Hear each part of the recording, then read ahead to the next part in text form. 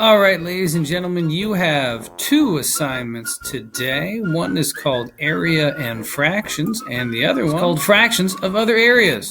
I'm not going to leave you high and dry on these ones. I'm going to give you a quick tutorial on how to solve these. We are going to look at the actual answers and correct these together on Wednesday when the assignments are due. So this first one says, shade in the parts of this rectangle to match the green region on marker 2. What are they talking about when they say marker 2? Well, they are talking about our calendar, specifically Saturday, May 2nd, marker 2. Marker 2 is a total of 24 square units, and 4 of them are shaded green. So it says shade in part of the rectangle that match the green region and marker 2 shaded it in. It's a 2 by 2 area. Write at least 2 fractions to show what fraction of the whole rectangle is represented by the shaded region. So you need to give me 2 fractions that represent that portion right there. 1 fraction there, 1 fraction there.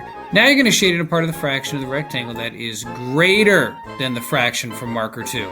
The fraction marker 2, you're going to shade something here that is greater, and then write an inequality statement. An inequality statement looks something like this. You've got 5/9, a circle, that's a circle, and 6/9. These are not fractions that relate to this portion. These are fractions I made up to show you. An inequality statement. So, which is bigger, 5/9 or 6/9? Well, 6/9, obviously. The arrow points to the loser. The alligator wants to eat the bigger meal. That is an inequality statement. You need to create an inequality statement for the shaded region here that you shaded that is greater than the shaded region from the second marker. Now for this one, you're going to do the same process with the exception of this rectangle that you're going to shade is less than the fraction from marker 2. You will also then create an inequality statement. That's an inequality statement. The other worksheet that you have to work on is called Fractions of Other Areas. Look at the rectangles and fill in the table below. Find the area of each rectangle outlined below and write it on the table. Shade in 1/6 of each rectangle. Label each shaded region with its area. What would be the area of the region that represented 5/6 of each rectangle? Write your answers on the table. You got to do these A, B, and C one step at a time. Look at the rectangles. Rectangles. Find the area of each rectangle outlined below and write it on the table. Total area of rectangle. What is the total area of this rectangle? You will write that information there. Shade in 1/6 of each rectangle. That means that you're going to take each one of these rectangles and you're going to split them into 6 equal parts. You're going to divide the total into 6 equal parts. You can do that in a lot of different ways. On Wednesday, when we correct this, we're going to look at a few of them. I want to see you brainstorm and work at this on your own. Shade in 1/6 of each rectangle. Then, you need to work on part C.